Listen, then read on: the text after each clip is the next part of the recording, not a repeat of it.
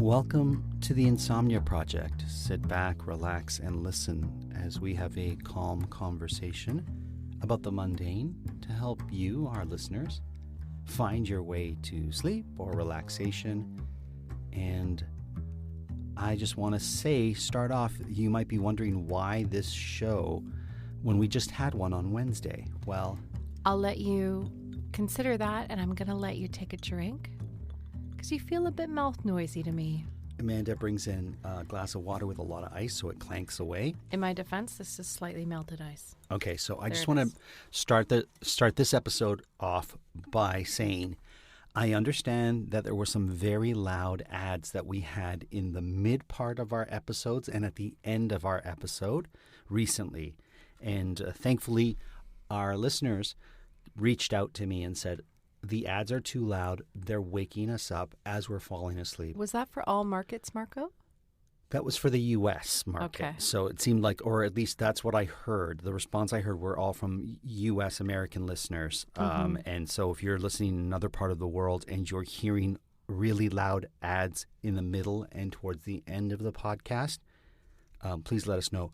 But I've removed all those ads. I've asked the partner that we work with, Acast, to please remove those ads because I can't determine if they're loud or not for the different markets, Amanda. I only select the type of ad that can be played. Which in your defense was a sleeping ad, right? Like yeah. I think it was a mattress, right? Yeah, I think it was a mattress ad. And so I said, like anything to do with sleep, you can advertise on our show, thinking that it would be calm and relaxing. And it turns out this one particular sleep ad was loud and disturbing people. So I apologize for that. They have all been pulled. You may hear some ads at the very top of the show.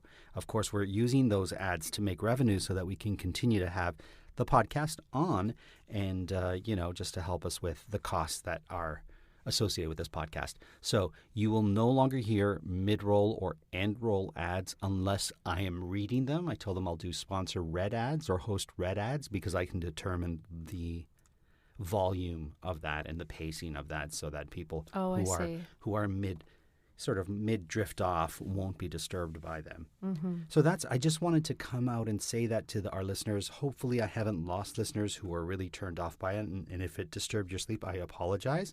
But I have received some beautiful emails from people, Amanda, saying that they love the show and that those ads were just a bit jarring. They brought that to my attention.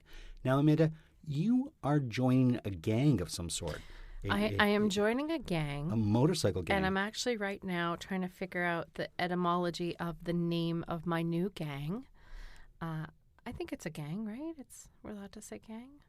I don't know about that, but it's not quite a gang. I also want to mention this, Amanda, before I forget, that if you've downloaded episodes previous to today's episode, those downloaded episodes may still have the ads on them.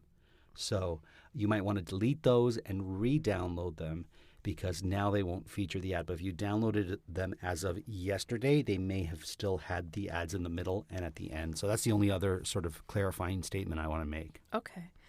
So I have recently joined a gang on Facebook, and the name of this gang is the Piper Doves.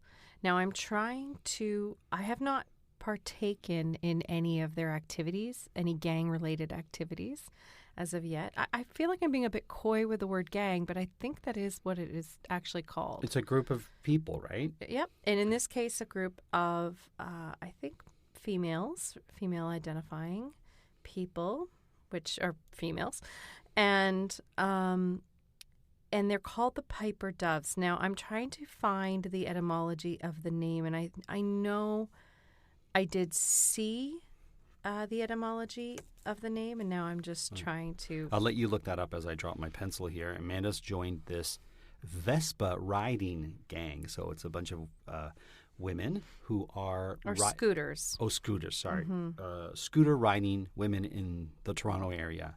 It's just in the city, right, Amanda? I think so, yeah. Okay. And they ride their scooters around, and they're women, and that's their thing. So I thought, well, that's me, and I have a scooter, so I'm going to do that. But now I'm trying to figure out why they're called the Piper Doves, and I know I've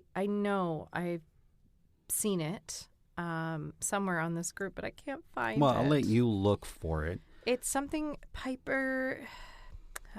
I got to find it. Amanda's going to look for it. While she's looking for it, I also want to mention we got a lovely review. So apart from, all the feedback that I got with regards to, the loud ads, I also got a lovely review, and I'm really grateful for it. And it's from J Electra, and she writes, favorite podcast, 5 stars. So already, after a day of being very upset that these ads were waking people up, this really picked up my spirits. So thank you, J Electra. I'll just read you the review. It says, engaging yet relaxing, thoughtful and fun. Marco, Amanda, Nidhi, and guests became my friends, quote unquote, through the pandemic pause. Thank you for sharing your talent, creativity, amazing network, and many hours of companionship with a restless world. So I just want to say this. Thank you. First of all, thank you for that lovely review. Secondly, we have had so many people listen to our podcast because of the pandemic, and we never mention the pandemic because nobody needs to hear more about that. But everyone's living it in their own way. Right. And so we try not to, we don't mention it, but I mention it only because it was referenced in the review. But thank you if you're just listening just to have a friendly voice talk to you about things that hopefully don't bother you. Right, Amanda? Mm-hmm. So thank you for all our new listeners who have joined in because of what's going on in the world. All right, enough of all of that. Since I'm giving a little bonus episode here, we will just get into it. And now you can sort of not worry about us talking about everything that we spoke off the top of the show. Okay, here we go. So somebody wrote, I found it, not sure what a Piper dove is yet, but I'm Heidi Kitten.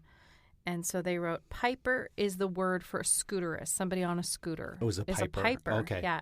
And dove is a pacifist or bird. Okay. So it's the idea of a peaceful gang. I see. And that's what I have joined. Wow, that's wonderful. Yeah. Speaking of birds, I know we mention Wingspan all the time. One of our listeners said they got into Wingspan and their family loves it. Mm-hmm. And that makes me so happy. It makes me happy too. And maybe we'll do a round of Wingspan tonight. Yeah, maybe we'll tape it and I'll put it on the Patreon episode. Okay. Put it as a Patreon episode That's so not people a bad idea. can watch us. Playing some Wingspan. Yeah, can we film it and put it up? What do you mean, can we? Like, shall we? Or yes. Perfect. Okay, yes, we'll do that. We certainly can, I think. All right. I love Wingspan because I love that it's a 40-minute commitment. Right. That'll just rezone me, put me in a nice place, allow me to just think about birds and facts about birds and strategies, but, in a simple, soothing kind of way. Well, it's interesting. We seem to this season talk a lot about Paris, Ontario, and we were there last weekend. It's the official city of the season. I guess so. And anyone listening who's from Paris, you have a beautiful city, a beautiful town, I guess you would say. I don't know if it really qualifies to be a city with regards to population. Yeah, it might not be an actual city, but I have to say any place that has a river running through it is beautiful. No doubt. And we got to stay at that hotel that we mentioned. Have we not talked about this? We've talked about the hotel, but we weren't able to stay there, so we actually stayed at the hotel. Oh, I didn't realize we haven't unearthed this. No, so we'll describe what happened when we went to this lovely hotel. So it's an old hotel from the 1800s called the Ambassador. No, I'm just going to let you try to find it in your brain. I know what it is. No, I'll tell you. It's the Arlington. The Arlington. But I wanted to see how many versions of the hotel name you'd why do I want to say Ambassador? I don't know. Okay. Well, it's the Arlington Hotel in downtown Paris, Ontario. It is right at there's a light. The Four Corners. And a crosswalk that is it's called the Barnes Dance Crosswalk. Yeah. Because it can go in every direction, including diagonally. So I kind of love that it's called quite a crosswalk. They call it a dance. And if you haven't experienced one of these crosswalks, all the lights, so the floor lights will be red. And you can walk in every direction, including diagonal, during that particular quote-unquote dance. Diagonally. Diagonally, yes. Make it a proper adverb. Mm-hmm. We had somebody actually reach out about the grammar that we were talking about. Oh, and correcting me? No, just saying how that I'll look it up in a moment. They're like, it's Amanda's right with the grammar or something. I'll look up the exact quote. So You do that little farmer's dance, or what was it called? Barnyard dance? It's someone's name. It's Barnes Dance, but I Barnes like dance. Farmer's Dance. Yes, you just spin your partner around the crosswalk to get to the other side. How great would that be if you could do a square dance as I mean, you you cross? could. Again, can or may. Two different things. Sure. You can do a square dance across the road in Paris, Ontario, if that's what your heart chooses for you. Well, Anyway, you cross the crosswalk. and you get to the hotel. There it is. Yes. And every room is themed with a particular author in mind. And then they've jumped away from that theme only a few times for filmmakers. Right. I think. I mean, Stanley Kubrick might be an author. I don't know. I don't know. Leonardo da Vinci, I suppose, made some books. So there's a few that you're like, okay, I don't know if that, but whatever. I mean, be a stickler for the authors. But most of them are authors. Sure. We're there with friends. By the way, author is one of the words that I always have to put through my mind. Because otherwise you'll say Arthur. Well, because I think I'm saying it wrong because of Right. being a Bostonian. There are words that you just learn to say, I guess, wrong, quote unquote. And author always sounds like I'm saying it like it should be Arthur. Yeah. Right. Anyway. So we're excited to see which Arthur we're going to be, whose room we're going to get. And our friends get their room first, or we go to their room first. And I think we should mention that it's Halloween weekend. Yes. This was last weekend. So Amanda's really hoping her author is going to have some sort of... I wanted something that would lend itself to a Halloween experience, Halloween spooky weekend. So some of the options would have been the Mary Shelley room, for example. She wrote Frankenstein. Indeed. Or even like... The Brothers Grimm. The Brothers Grimm, Sir Arthur. There we go. Arthur. Not Arthur. Not author. Author Conan Doyle. Arthur Conan Doyle, Right. who wrote Sherlock Holmes. Even Right. kind of has a bit of a suspenseful... Feel. Halloween vibe. Or Agatha Christie was another one. She wrote a lot of mystery books. Yeah. I'm trying to think of other spooky rooms. But anyway, there were a few. Sure. Stanley Kubrick would be spooky in its own right, Sure. I suppose. So However, we go to our friend's room, Yeah. Matt and Mel, who have been on the show, and they use their hotel key, they open it, and as we pry open the door, all excited to see their room, it reveals that the room is... we see a raven and then a dark blue paint on the walls and all these etchings, and it's the Edgar Allan Poe room. And we're pretty excited because, as you mentioned, it's Halloween weekend, so Yes. this is really... A perfect, I mean, there's a raven in it, like Yeah. a perfect, spooky, eerie, Halloween-themed room. on point with the weekend that we're looking to have. And so yes. we're very excited. And there's like quotes on the wall that he's written and little black frames with little black cutouts of him. And There's the telltale heart. There's a frame of the telltale heart. There's a, as I said, huge frame of the raven. So those type lock and key, Right. those types of things that'll lead you to pose mostly poetry or short Sure. stories. So very spooky. And the thing too is Edgar Allan Poe, I believe, was a New Englander. Anything from, whether it's Sleepy Hollow, New York, which isn't technically New England, or anywhere in Massachusetts, obviously Salem, but anywhere in Massachusetts, we really love our fall, right? So spooky, Halloween, into Thanksgiving, those types of things. So I'm hoping for, again, Mary Shelley, maybe Emily Dickinson, another New Englander who wrote some actually quite eerie and sad and lonely, but also eerie poetry. So maybe that would be a nice spooky experience. Halloween kind of, that eerie, somber kind of thing. Very excited. And so we turn the key and we are greeted with Maya Angelou. that was our room, Maya Angelou. So not spooky Not in spooky any way, at shape, all. or form. Empowering, in fact. Yeah. And it had various photos of her life framed on the walls. She had quite a life. I learned a lot about her in that room. It was great. And above the bed Was the poem, I believe it's called Still I Rise, or maybe Yes. it's just called I Rise. I think it's called Still I Rise. Or it looked like it was Still I Rise because it was... I mean, Still I Rise is the refrain in the Right. poem, and it's a beautiful poem, and it was written over the bed, but also pictures of her as a singer in her youth, pictures of her political activism over the years, obviously pictures of her with Oprah, who was a big, big supporter and proponent of her work. And friend. Yeah. And friend, yeah. So just some really beautiful and empowering photos, poems, and it was decorated in sort of a 1960s vibe a little bit. Sure. So you felt like, maybe you're taking a rest from a march that day. Right. Like it had that kind of vibe to it. Like maybe you were in Memphis or Dallas and you've now, this is your little, middle America room. Sure. That's what it felt like. Not Edgar Allan Poe, not that experience at all. So not the Halloween experience, but, but an experience nonetheless. Yes, lovely. And then we had the opportunity to see other rooms because we did. We happened to run into two really lovely people who were like a very wonderful woman who was cleaning the rooms and seemed very happy to show us some rooms. So we were really and proud of the hotel. And let me tell you, they were amazing. Yeah, we saw some amazing rooms. Which was your favorite? Alice in Wonderland actually kind of. Oh, really? The Lewis Carroll room kind of stood out to me.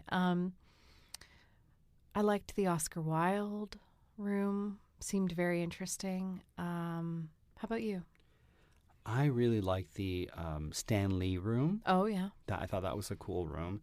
And the Ernest Hemingway room was my favorite. Hemingway was a great room, yeah. Yeah, I didn't think I would like that room based on photos I saw online. And then when you see it in real life, you're like, oh, this is a really cool room. I actually think the online photos didn't do them all justice. I agree. Because you don't get to see the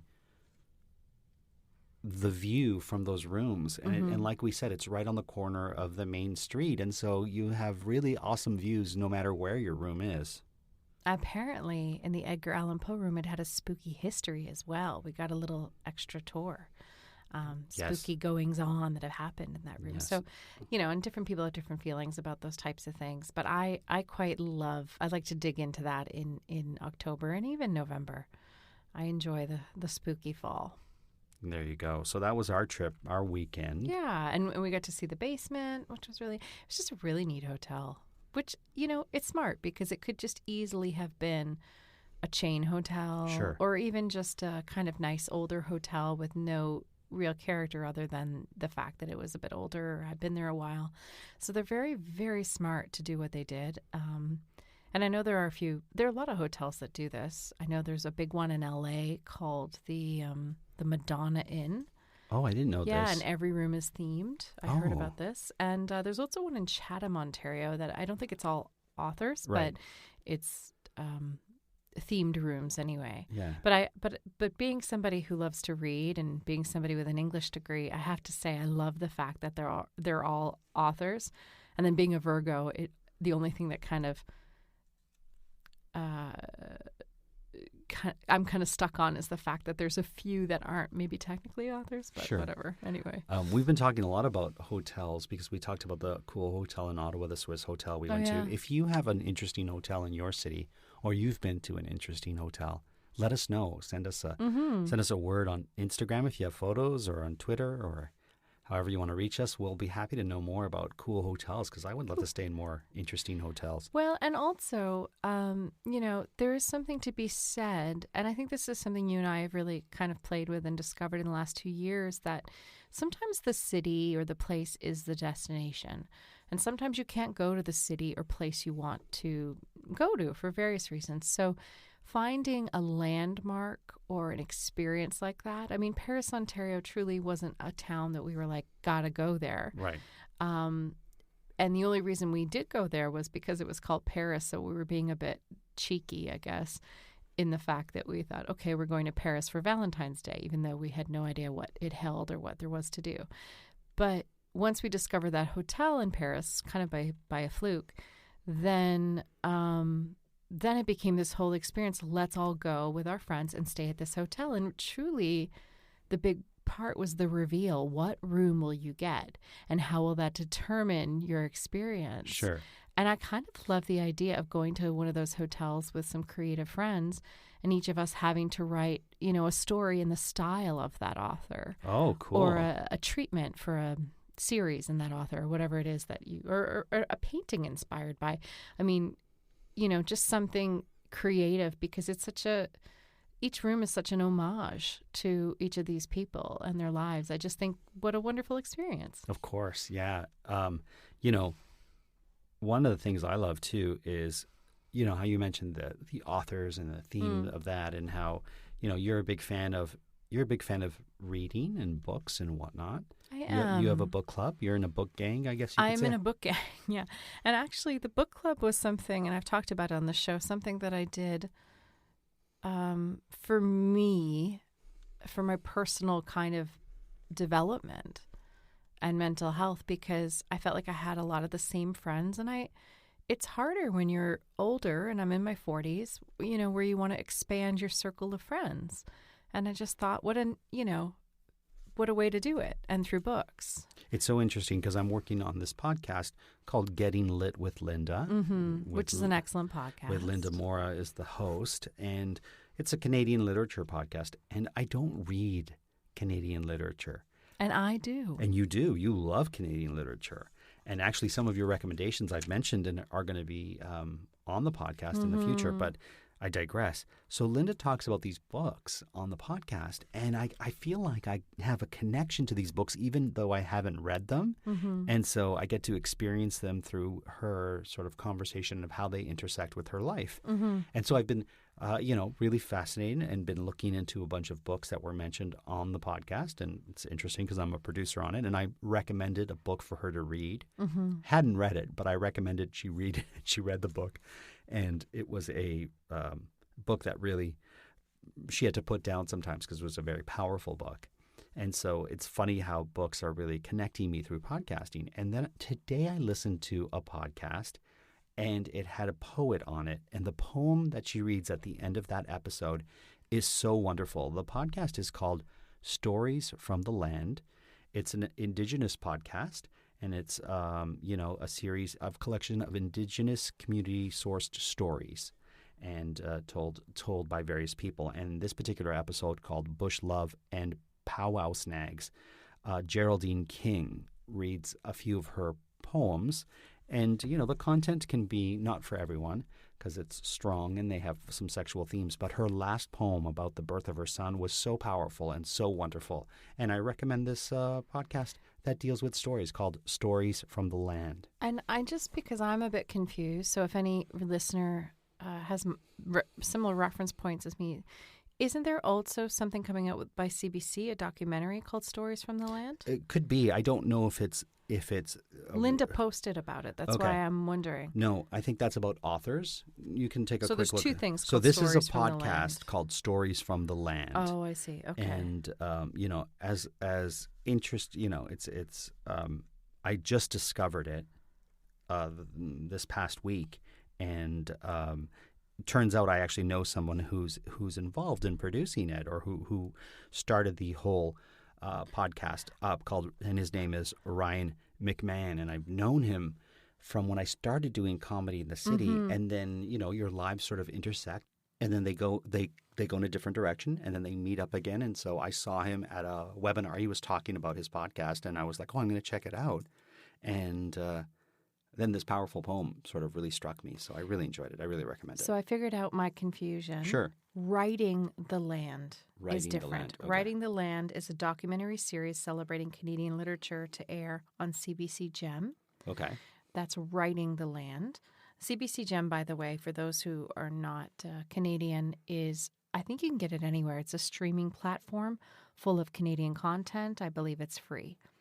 And you have a show that's on CBC Gem. I do have hey, listen, if you're on CBC Gem and you're like, hey, I need some new shows to binge, Canada makes some fun and funny stuff, then since you led me to it, I guess I'll plug the show that I'm on, which is called Overlord and the Underwoods.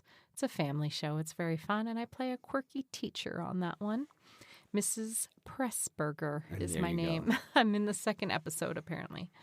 Haven't done a deep dive yet, but Writing the Land anyway and there are a lot of wonderful Indigenous authors as part of that as well. That series, okay. But Stories from the Land is what you were talking about, which is an amazing podcast that I'm really excited to check out. Yeah.